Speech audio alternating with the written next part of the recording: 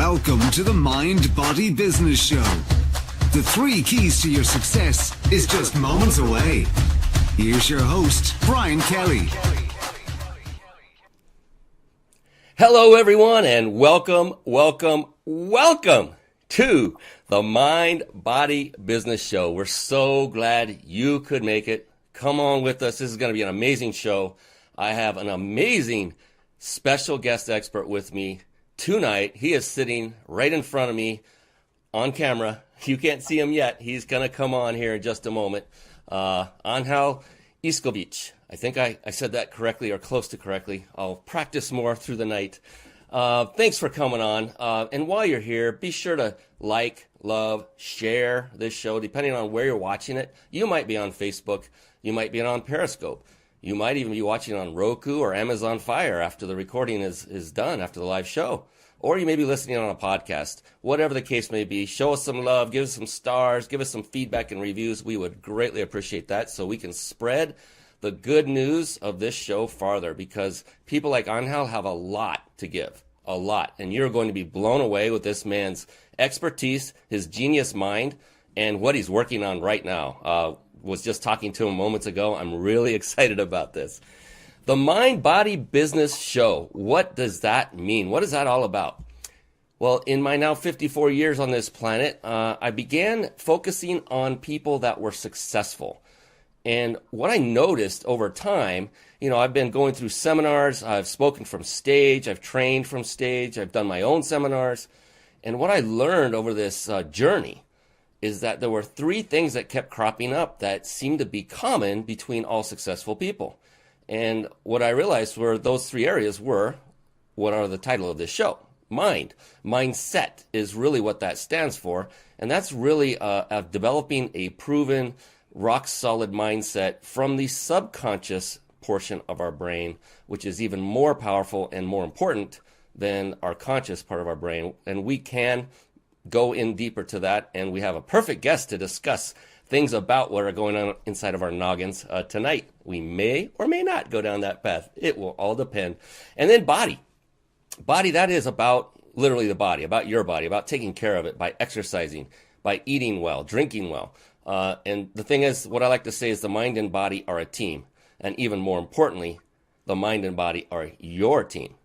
And that's the thing. What if you have a team, a sport? There's a team of 5 players on basketball, for instance, and one of the players that's starting, he's a starting player, he plays in the beginning of the game, he decided not to take care of himself in the off season, in the summer maybe, and did not really, eat well, didn't keep exercising, and didn't feed his mind the things it needed to be fed. And then when they take the floor for the first time that next season, the other 4 are ready to go. They're in prime condition. What happens to the team as a whole when you just have one team member that is not operating at a peak level of performance? You guessed it. It's not going to work out as well as it would if he was ready. It's kind of like a tripod. You have 3 legs, mind, body, and business, and you kick one of those legs away. What happens to the tripod? It comes tumbling down, doesn't it? And so that's what the purpose of this show is to bring on super successful people like Angel, who is going to show you ways that will make you think and help you to get down the road of success a little farther, a little faster, and a little easier as well. And so I'm really excited to bring him on.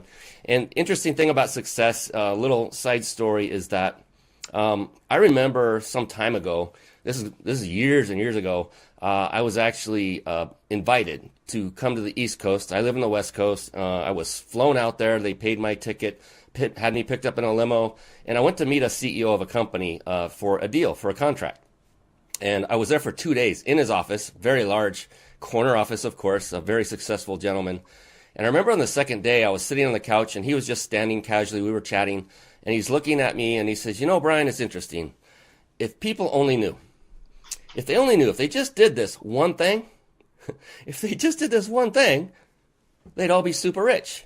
And then he kind of stopped talking. I'm like, okay, what is it? At that moment, he kind of coyly turned, walked away from me toward the back wall, and there was, from floor to ceiling, a very large 2-door cabinet. And he looked back at me, grabbed both handles, and swung open the doors to reveal the secret. And what I saw was very similar to what you see behind me right now. It was shelf after shelf after shelf of books. And we're not talking just any kind of books. We're talking about self-help, personal development. We're talking about mindset. We're talking about fitness books. We're talking about business books, sales, marketing, team building. And it was just a completely just comprehensive library. And by the way, that is the business part of Mind Body Business, is sales, marketing, team building, systematizing, everything that goes into building a business. And the thing is, if you master just one area, mind, body, or business, then your life will improve for sure. But imagine once you've mastered all three. That is when you become a very successful individual, like our guest expert who's coming on in just a moment.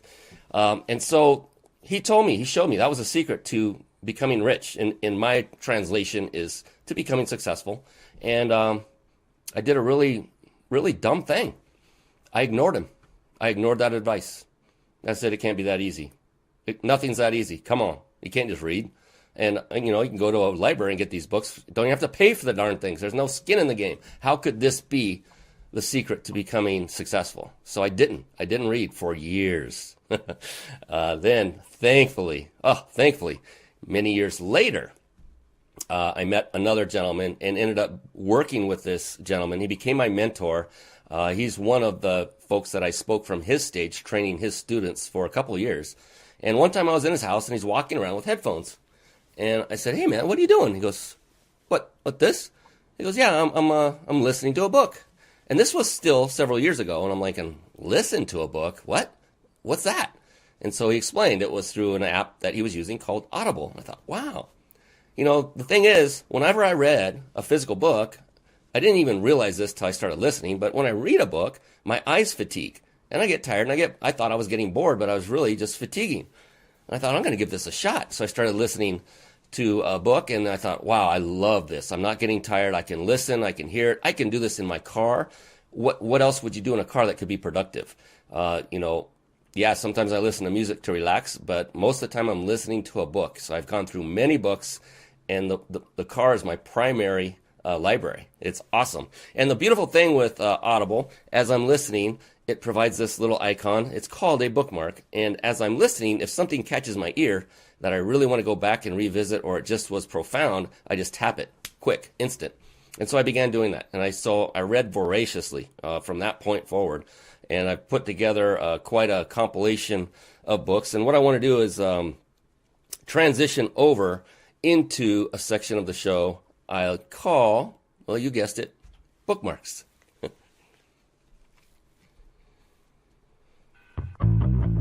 Bookmarks. Born to read. Bookmarks. Ready, steady, read. Bookmarks. Brought to you by reachyourpeaklibrary.com. Yes, reachyourpeaklibrary.com, and please, by all means, write this information down. In other words, stay with us on this show, whether you're watching it live right now or recorded later. Stay with us, take notes, and go visit these resources at a later time, because you do not want to miss 1 minute of Dr. I, that's Angel Iscovich, that's coming on very, very soon. I promise, it's very soon. Real quick, reachyourpeaklibrary.com. That is a website I personally developed, and I did it for one person in mind, and that was you, the viewer, the listener. It's a gift. And what it is, my gift to you, what it is a compilation. It contains a compilation of the books I've read that have had a profound impact on me. And that's one of the beautiful things about having a website where you can just give this stuff to people. And it's amazing that I can do this, and I love doing this. And what I do is I store bookmarks. And what we're going to do, I normally play back a bookmark audibly on every show. But you know what? After talking to Angel, I want to give him more time to be on this show. And I want you to get more of his value. So we're going to do something interesting. And I'm going to move past that. It's really, I play a 1 minute snippet on bookmarks that I play out loud for a guest or for you, the listener. Tonight we're gonna change things up, and let's jump into bringing on our special guest expert right after you write down reachyourpeaklibrary.com. Go there, pick whatever book you find, the first one that jumps off the page, pick it. Don't go sifting through 20 of them or 40 of them. There's over 40 on there. The first one, because you'll spend too much time in getting into paralysis by analysis. The first one, pick it, read it. And there are all sorts of forms of books in there. There's physical, there's Kindle, and there are Audible. Without further ado, let's do this, shall we? Let's bring on our special guest expert. It's time for the Guest Expert Spotlight. Savvy, skillful, professional, adept, trained, big league, qualified. And there he is, ladies and gentlemen. The man, the myth, the legend, Mr. Angel Iscovich. Dr. I, how are you doing, my friend? Good, thank you. What a pleasure. Man, thank you. Thank you so much for coming on. We're going to give everyone a quick introduction of you, and then we'll jump into it. Does that sound good? Oh, great. Right on. Dr. Angel Iscovich is, or AKA Dr. I, was born in Buenos Aires, nice, Argentina, to survivors from World War II. Wow. Dr. I grew up in the shadow of this devastating conflict. Though he and family struggled with little to call their own, he immigrated to the U.S., where he graduated with a B.A. in philosophy, Summa Cum Laude, from the University of Puget Sound before matriculating to the University of California, San Francisco School of Medicine, and obtaining his postgraduate training in psychiatry. Oh, what a mix. I'm loving this. His interest in leadership, organizational development, and strategy led him to C-suite positions in the corporate healthcare sector, as well as chairing Direct Relief, the top-rated charity in the U.S. Such broad experience affords Dr. I with a unique view into human behavior. Hint, hint, wink, wink, we might be talking about that. Aiding in his continual search for meaning and purpose in our lives. And that is the subject of his new book, Routineology, the Lost Art and Science of Routine. And real quick before we jump in and give the con over to Dr. I, so to speak, I want to remind everyone that's watching live right now, stay on to the end and you will have the opportunity to win a 5-night stay at a, you guessed it, 5-star luxury resort in Mexico. Compliments of my good buddies over at powertexting.com. You want to write that one down too. Powertexting.com. All right, now to the man of the hour. Dr. I, love having you here. It was a phenomenal background on you that we just read. And what I'd like to do is, if you don't mind, is go a little bit deeper into what makes you tick.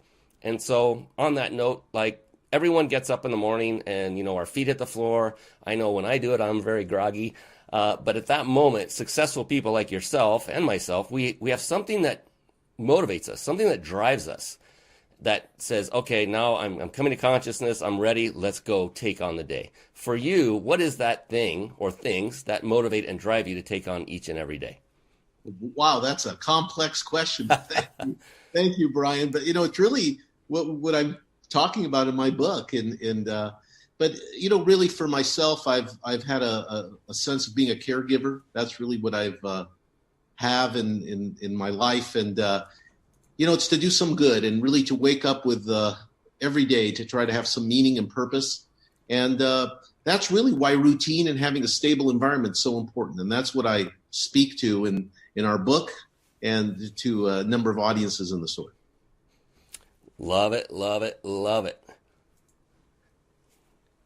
There we go. So, there are many things I like to dig into on this book that you're writing. It sounds very intriguing. We were talking just before we got started here off camera, and I was really leaning forward, listening, because it sounds extremely just intriguing to me.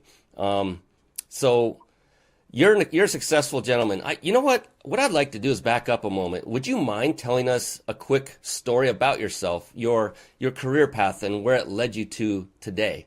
Because I found that was very, very interesting as well.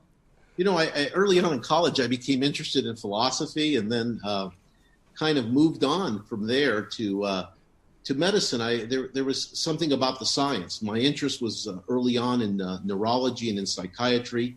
And medicine is quite an art. I was really honored to really be able to have that privilege to take care of patients, take care of people, and really got a good sense of how important that is in becoming meaningful and purposeful really in life. And I started in psychiatry, and then I had kind of a real attraction early on to what became the growing field of emergency medicine. And I became very interested and began to practice as an emergency physician, sort of understanding how we kind of developed routines and how we developed cultures within our emergency department to take care of the uncertainty of those things that might come in, and at the same time see how people can be distressed and where behavior really is and what stresses us as humans and the sort. So I did that, and at the time there was kind of an entrepreneurial opportunity that just came to me where a number of hospitals and emergency departments asked me to staff the emergency departments with qualified emergency physicians, people that were experts in trauma care and cardiac care. And from that, the nature of emergency physicians is they kind of want to put a white coat on, a stethoscope, and go to work. So there's a business there, a business of insuring, contracting, billing for services and the sort. And from that, I developed a physician management service that then went on, and I was acquired by a larger group to try to help expand, which took me into the corporate world and eventually to operating $1 billion segment of a healthcare company. So that's what I've done. But all along the way, I've enjoyed being a leader, and I've really enjoyed my time most recently with direct relief and in the humanitarian world. So that's a little bit of my history. Love it, and I appreciate that you went from full circle all the way back to corporate, and now an author in the makes. Looking forward to that book when it comes out. Definitely, let's give a shout out when that's completed, maybe a little later in the year, as I understand it. And speaking of books, and I think I know the answer to this one already, but I really am curious about this. Would you consider yourself to be an avid reader? And if so, or even if not, what book, what was your last book you read, or maybe one that really funnels to the top? Currently, I'm kind of pulling on my philosophy strings recently, and kind of a little bit on physics, and I actually brought it here because I was actually reading a little earlier today, because that's the time that I read. Again, routine, how you do things regularly, is very important, and that's part of really being a good reader and being able to have that time where you can really work on reading and what it does for you. But God's Equation, actually, Amir Exel, it's actually about Einstein, relativity, and the expanding universe, and probably a little more than some of your viewers might think of. But to me, it's kind of important because that's what I'm really talking about. I'm talking about routine, importance of regularity, how we're wired that way from the time we come out of the womb, and what does time really mean, and how is it that we act upon it every day regularly and sort. So that's one of the books I'm reading today. Fantastic. Yeah, and I love this whole concept of routine and regularity. We often talk about that in entrepreneur circles, and our term for it is the comfort zone. And, we talk about the more often we can, basically nudge ourselves to get out of that comfort zone on a more regular basis. That's really the only time we grow as business owners and really as people, because when you get stuck in a routine, you really are going nowhere farther than you are today. You're just going to stay where you're at if you don't step out and do something slightly different on a regular basis. What's your take on something like that? Well, it's interesting because if you look at circadian rhythms, the way we work through the day and how cortisol levels, and I get a little bit to the science of it, and how we have those downers at 3:00, where the English have tea, and most of us often here in the United States go out to Starbucks, and the Spanish cultures go to sleep. This is all by the hypothalamus and how your brain works. So truly, what's important about routine is that it's regularity, and also that you do this in a stable environment. But the content of what you do in a routine, which is what I call a time bubble. Essentially, we were kind of born in a womb, a sort of a bubble, of a protective bubble, that actually we have quite a bit of routine that goes on. And, I kind of learned this early by studying people that were over 100 years old. You see this in what happens in care of the young.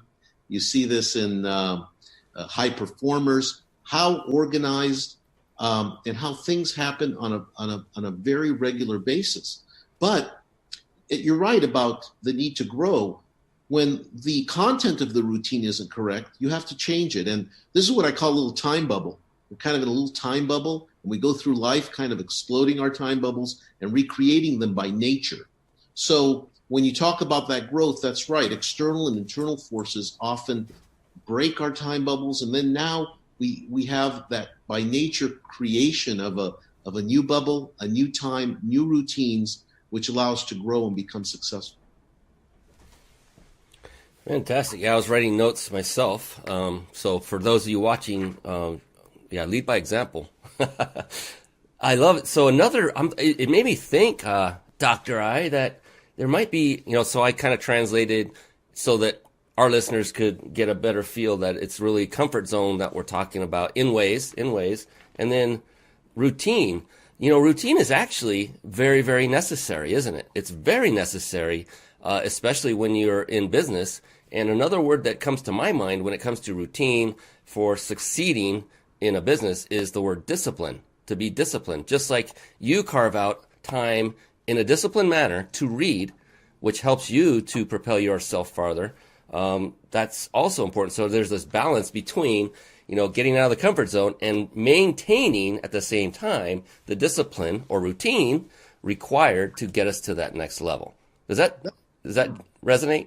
Yeah, that's correct. That's correct, Brian. It's very interesting when you look at either neuroscience or studies or observe people, how routine in itself, just accomplishing something, gives us meaning and purpose. Mm-hmm. Even though you might not be running a big business or doing a small task, in itself it gives meaning and purpose. And the way the brain works, it kind of gives you a reward. Your dopamine levels go up. It creates a mood.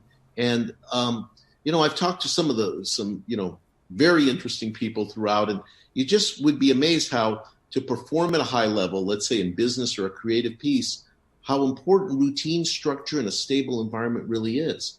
And so I don't know if I call that exactly a comfort zone, but one can change the routine and what one does. And, one of the stories I love telling is about the Rolling Stones, who we interviewed in our book. And wouldn't you know it, all septuagenarians, over 7 years old, touring for the last 55 years in a very creative rock environment. And the thing that's most amazing is how incredibly organized, structured, routine they are, and how important having a stable environment for them to perform actually is. Each of their backstages at all of their venues are exactly the same, Brian. They from where things are to even the scent of how things smell. In the stage itself, things are marked exactly to where they need to be, where the waters will be in the sword. And someone like Mick Jagger and the team has just a very specific routine before that 9 o'clock show.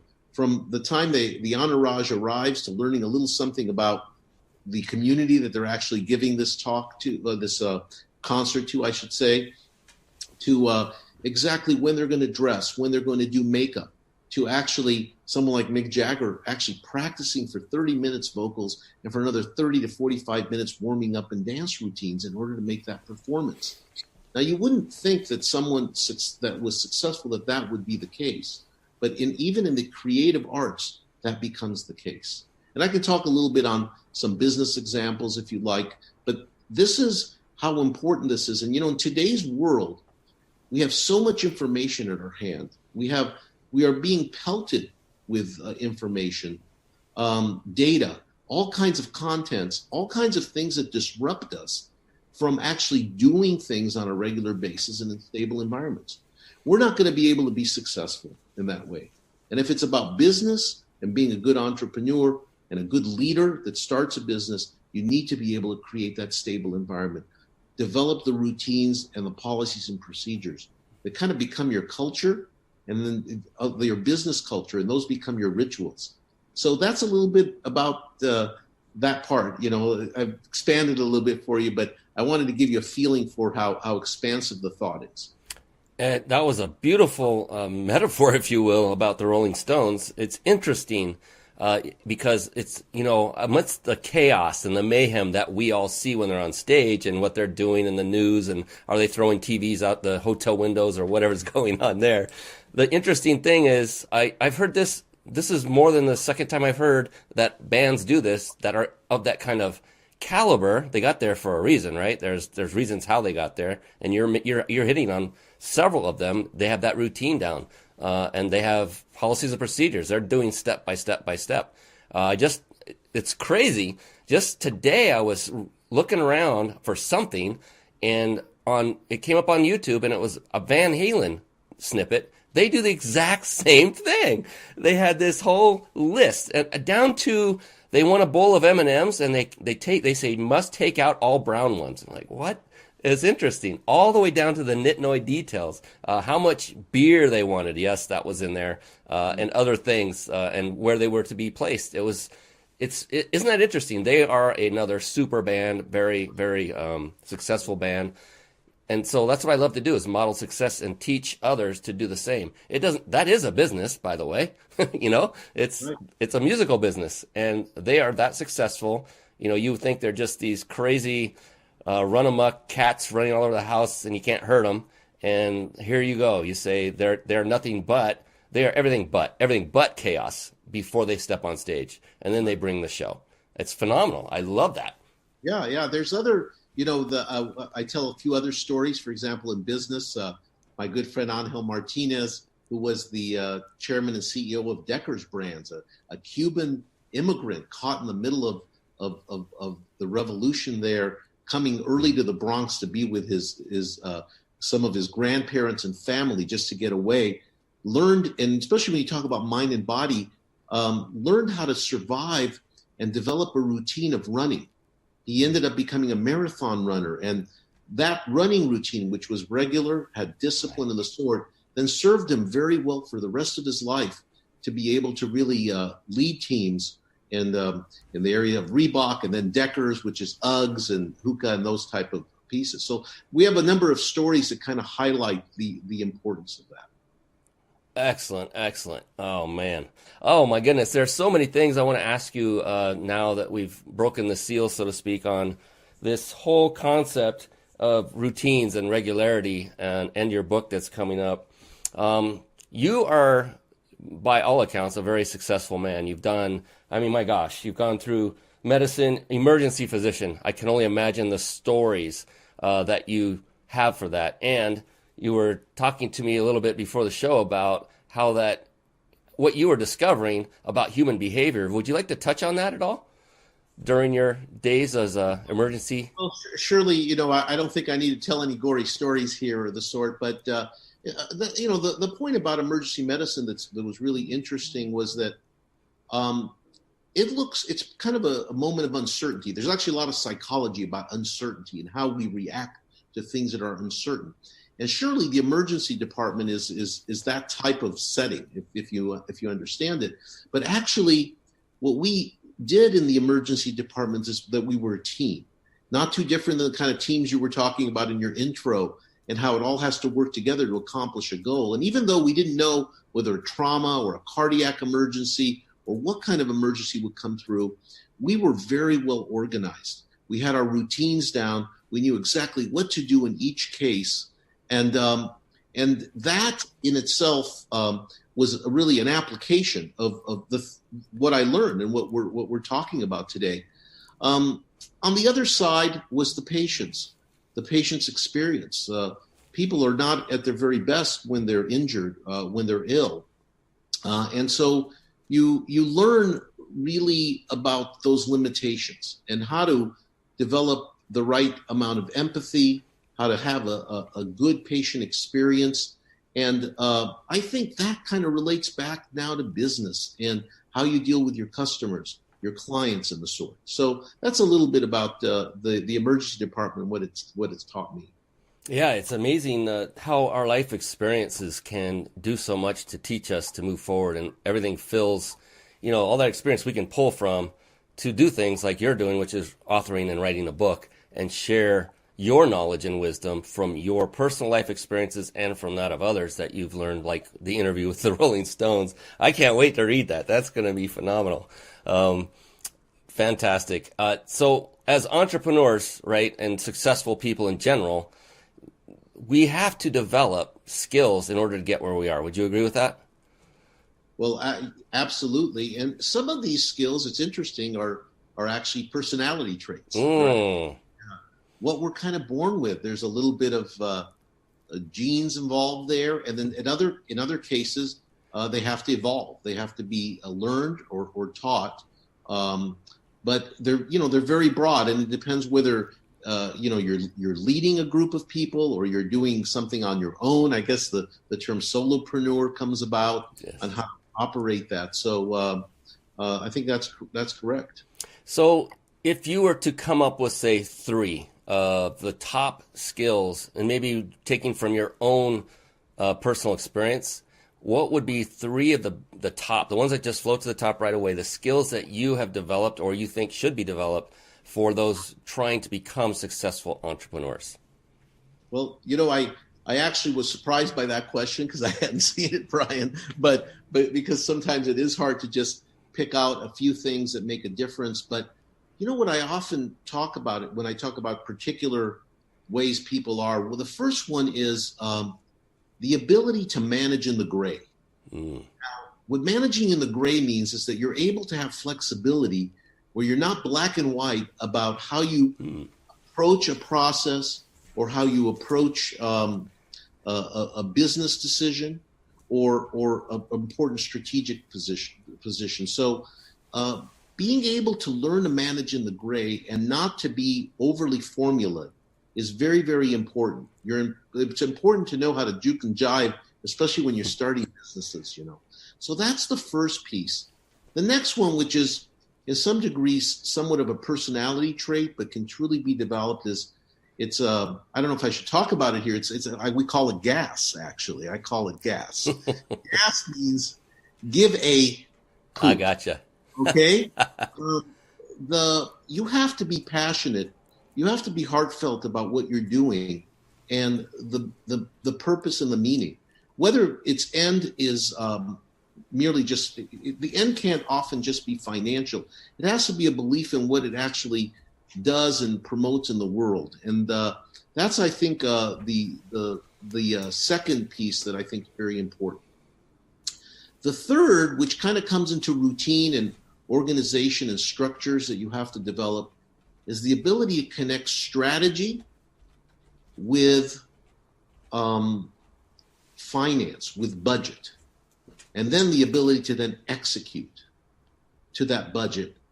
And many people can make, there's actually quite a few studies about companies that have, for example, incredible mission statements, and they develop a strategic plan, and it meets that strategic plan, but only 2% are unable to execute it. That was a study actually done by the Rand Corporation on Fortune 500 companies. But even in a smaller entrepreneur level, the ability to develop strategy, develop the right goals, objectives, to then actually develop a budget that meets that need and execute to it.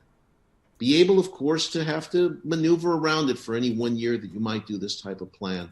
These are important. These are, I'd say, 3 very important aspects of in business and entrepreneurship. Fantastic. Well, thank you so much. Look how wonderful that rolled off the tongue. 3 right away. I love managing the gray. It's like another term that we used to say. It's kind of like being flexible. Be flexible in the moment. I love that.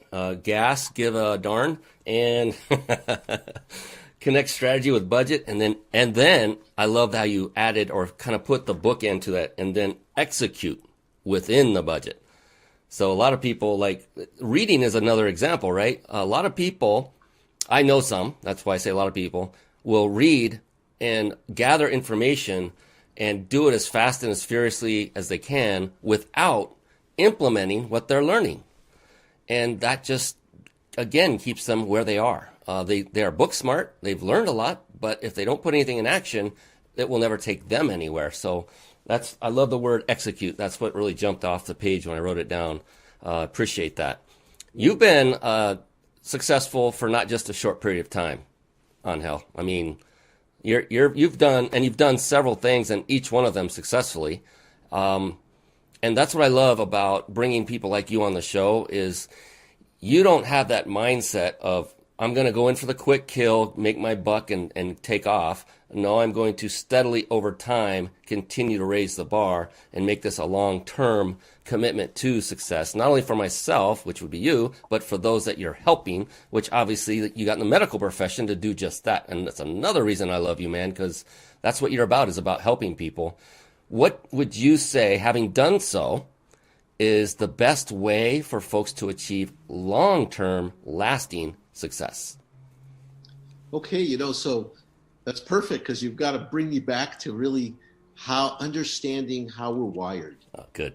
Understanding how we're wired, like I like to say, from womb to tomb, because we're wired to this sense of routine and regularity. And this is very important for longer term success. I think you see this when one rears children and in care of the young. You begin to see how important it is to develop structure, routine, organization, to be consistent in what you do in that regard, and to also develop and have a stable environment. What happens when you're looking for, like you said, the quick kill, the quick short version to getting where you need to go, is that you're never able to develop a stable environment, a stable space, a stable community of the people that you work with in order to achieve something.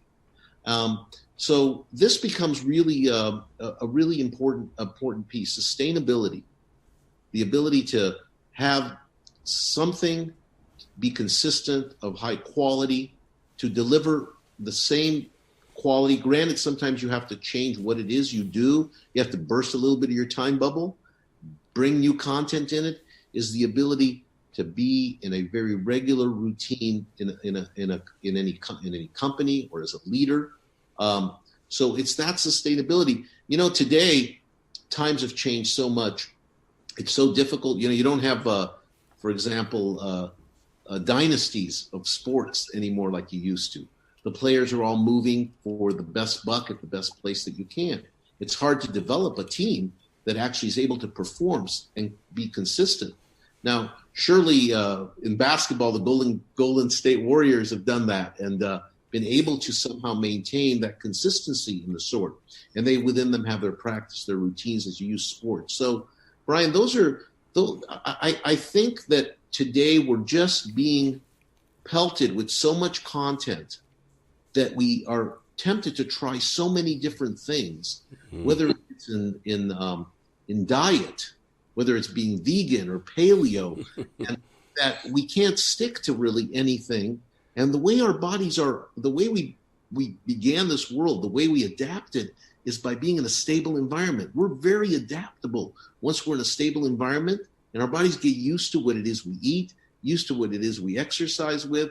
This is the case. So I don't know if that fits the piece, but I really think that's what's important. We're so interrupted and disrupted, and this is important. How you're going to be successful is to have an amount of discipline, not be willing to be interrupted and disrupted from your routines. That's a very important point to sustainability. I'm glad you bring that up. I wonder if that's a contributing factor to, like, lately, now that the economy has turned somewhat and jobs are now much more available than they were, that there's a much higher turnover rate that's being experienced by companies. And I wonder if perhaps that is something they're lacking, is a structured culture, a stable environment with a community, a feeling of community. I just wonder. I don't know, but it made me very curious when you were saying that. Like, maybe companies should kind of put the brakes on and go take a look at that and realize, do they have what would keep people around longer, which is comfort, right? Yeah.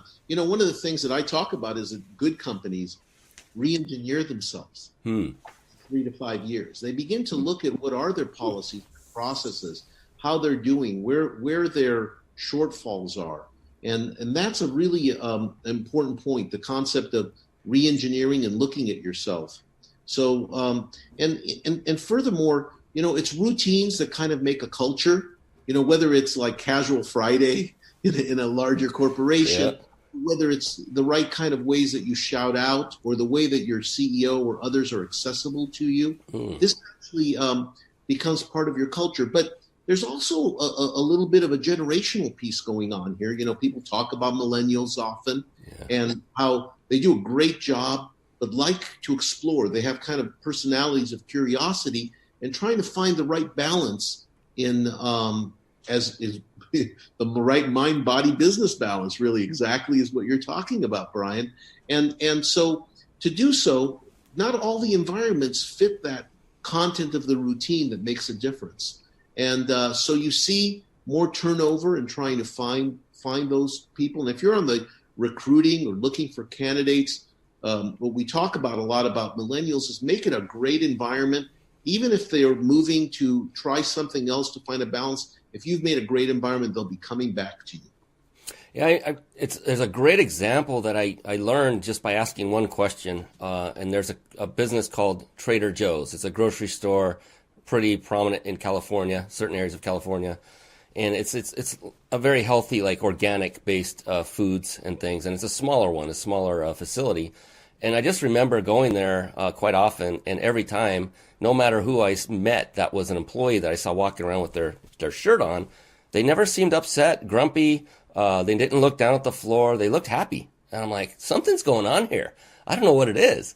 So when I got to the checkout stand, I finally asked that there was a young man there checking out, and he was just like all the rest of them, happy and outgoing, and how you doing? And I said, do you like your job? I already knew he was going to say yes. He goes, yeah, I love it.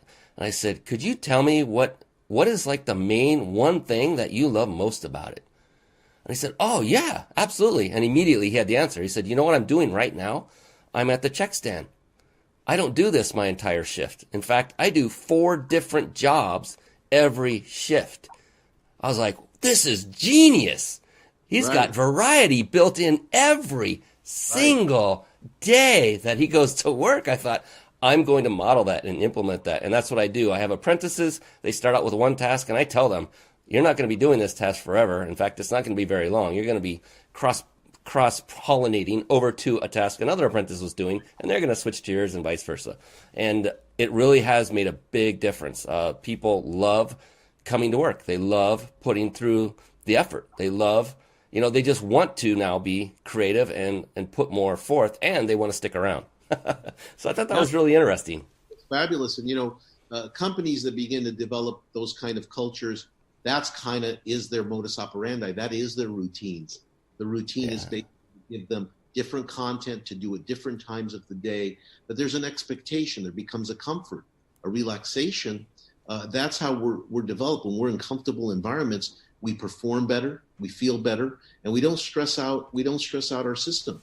So there's also a number, I often talk about circadian rhythms and how we're wired from the morning to have how our cortisol levels go up, and then what happens and where we can perform best. And good companies understand when their people are most productive. They understand the concept of circadian rhythms. If you're trying to whip somebody at 3:00 in the afternoon to work, when our glucose levels, our cortisol levels are dropping, it's not going to be very productive. Those are probably really good times to get a little energy into your staff and sit around and talk about innovation and the sort. So we're really productive early in the morning for task and vigilance types of things.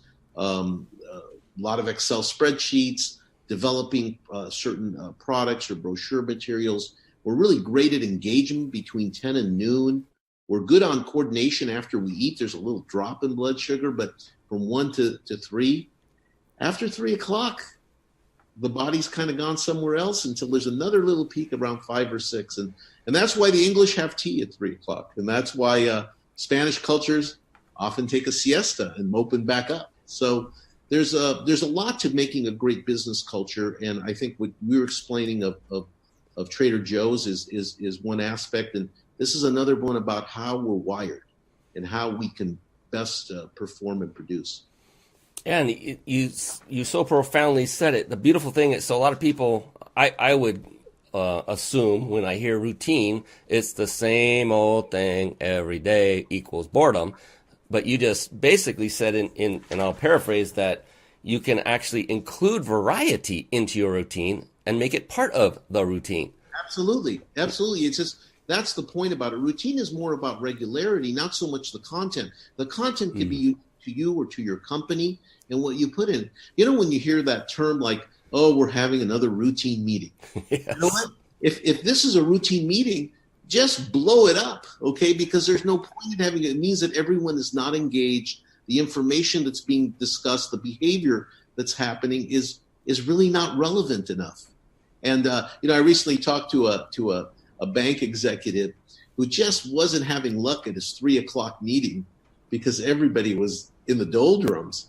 And he changed it to kind of 10:00, changed the content to make sure that everyone who attended actually had some interest in it and that it touched them and what the work that they did during the day. And his meetings became very successful and production became better. So, yeah, meetings they can suck the life out of every person that has to attend. Yeah, that's true. And that's one of the other problems, they call, death by meetings, right? And when you have a larger business and you're needing to communicate appropriately and you have these meetings that are standard or routine, they don't need to be that. The routine aspects do, but what you put in that content are very important. And, really good companies learn how to allow people to have the time on their own to work and not always to have to engage with each other. I think I mentioned to you that one of the chair of CEOs, Bill Sanger of a Fortune 500 company that we interviewed, and I had the pleasure of working with him, from 3:15, that moment in time, to 4:15, he took the time to just close the door, shut off all the social media, all the data, and just be able to think, particularly when there were important decisions where all of the sensory input kind of could just for a moment go away. So alone time is important. Yesterday, just as a point, I was at Direct Relief, where I'm very proud of having served as their chair and having kind of built a new building that helps send, medical product across the world. And when they build that piece, they build little like phone booths, except there's no phone. They're nice, quiet spaces for people to go in and talk and have private time. So that's part of that culture, the kind of cultures you can develop. I love it, love it, love it. Now, you've succeeded, again, in multiple areas. What would you attribute your success to? What are the things that bubble up in your mind that say, well, because I did these things, I am now at this level of success I've acquired right now, which is very high. What would you tell somebody who's listening and watching? What could they concentrate on that you did that helped you to establish this level of success you are currently at? Wow, that's kind of a big question because I've done it in some very varied fields, and I don't know if they were all successful. I mean, part of it was that you don't always succeed, and you learn how to kind of get back up and learn from what you read, learn from what you do to really improve things. I think that when you talk about motivation, and I really believe that this concept, there's quite a bit of psychology behind having willpower, having discipline. But I think it comes back to, again, what I've really am talking to in the book, and that is the importance of having a stable and familiar environment. Although I've changed environments often enough, I assured that they were environments that I could actually do the things and the disciplines that were important for those goals. And I think it's tough sometimes because it's difficult to stay in the same spatial environment, to have good community around you. It's what I learned when I studied 100-year-olds. They did things very regularly, but what they did varied, but they had a very stable environment. You've heard of blue zones and people that have lived long lives in areas that have that stability. I think that's probably one of the points that's really helped me. And obviously, as I said earlier, I've had a kind of a caretaker, caregiver approach. I've always been the kind of person that if something's happening, I'm going to be there to try to make a difference. So, And that's such an amazing quality about you. You know, you're there to make a difference, to help people. That's what I find most of my guests that come on. I think one of the biggest driving forces is helping people, and that is a beautiful, wonderful thing. That these are, you know, like you, the successful people in the world and they are using their success to help others. You know, ingrained in their success is helping others. It is because of helping others they're successful. It's an amazing, beautiful thing. You know, we're social. We're social animals. We're convivial. You know, a lot of people nowadays say, "Hey, should I go into medicine? I heard it's really not bad. You can't make $1 at it. It's really difficult being a doctor, and you come out with such loans that you end up, you know." Well, there's some things that it's kind of a privilege to be able to take care of patients. There's a certain sanctity that's about it, and as hard and difficult as it might seem, but you know, to have had the opportunity to see a child with a ruptured spleen and to be able to put your hand into a splenic artery by doing surgery and to stop the bleeding, or to do something similar. I mean, this is these are experiences that really go to the core of what we are as human beings. And on that note, kind of a high view philosophical question that's very personal. Dr. I, what makes you happy? What is it that makes you happy? Wow, you know, that's a pretty you know, I always go back to the book because although somebody said, well, you're over routinized or you do things, I actually, you know, yes, I play tennis on Tuesdays and Thursdays. I do read my books in the evenings, in the later evenings mostly, and a little bit in the later afternoon. So, but I think the just being able to perform some of these tasks in themselves gives you meaning and purpose, and it gives you a certain sense of fulfillment. And I think if you're able to kind of give a message, and able to make a difference in other people's lives, obviously there's, you know, obvious moments of happiness that can occur, but I think, you know, Aristotle spoke really about what it means to live a good life, and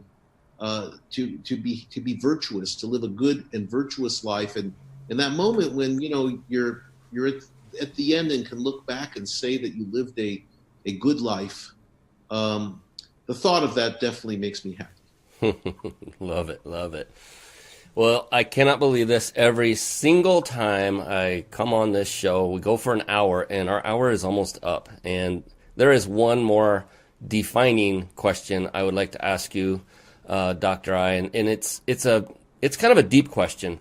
And the interesting thing is, I'm just curious about what each individual who's been on the show prior, they've all been asked this same question. I'm always curious what people think about it.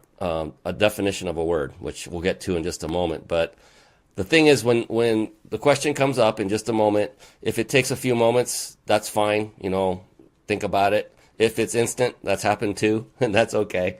But before we do that, I would be remiss if I did not remind everyone and tell them how they can now qualify to win a 5-night stay at a 5-star resort in Mexico. And this is not a thing where you go and you sit and watch a timeshare presentation.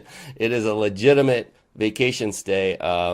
And it is, again, sponsored by our friends at powertexting.com. So let's bring that up on the screen real quick so you can see how you can enter to win. There are two ways. One is go to the website. It's called themindbodybusinessshow.com/vacation. And there you'll see a form, and you just fill out that form, and you will be entered to win. Or if it's easier for you to do this, just grab your phone right now and type in the phone number of 661-535-1624, and then send the message with the word PEAK, P-E-A-K. And that will also enter you. So that's the word PEAK to 661-535-1624. And you have my permission to do this right now. Stick with us. If you're going to do it on a browser, open a separate tab so you can still hear and listen to the amazing Dr. I. And you're getting some fanfare here, Dr. I. Jackie Foster. Awesome, Dr. I. A bunch of exclamation points. So great to see here. Steve Thompson is giving you a shout out. Love you, Dr. I. So love this. This is phenomenal. So go ahead and do that now. Go ahead and enter to win that 5-night stay at a 5-star Mexican resort. And again, it's sponsored by our friends at powertexting.com. Go ahead and enter now. And we are going to return to the man of the hour, the man himself, Angel Iscovich, Dr. I. And so we're building this up about this one last question. And here's the thing, to kind of ease any trepidation that might be going on, which I doubt it. But the thing is, the interesting thing about this question, Dr. I, is there is no such thing as a wrong answer. It doesn't exist. It's just quite the opposite. The only correct answer is your answer, because it's what you make of it. It's completely yours. You own it. Does that make sense? Yeah, sure. Are you ready? I am. I'm waiting for an emergency to come through the door. Yeah. Oh, not at all. All right, here we go. Dr. I, how do you define success?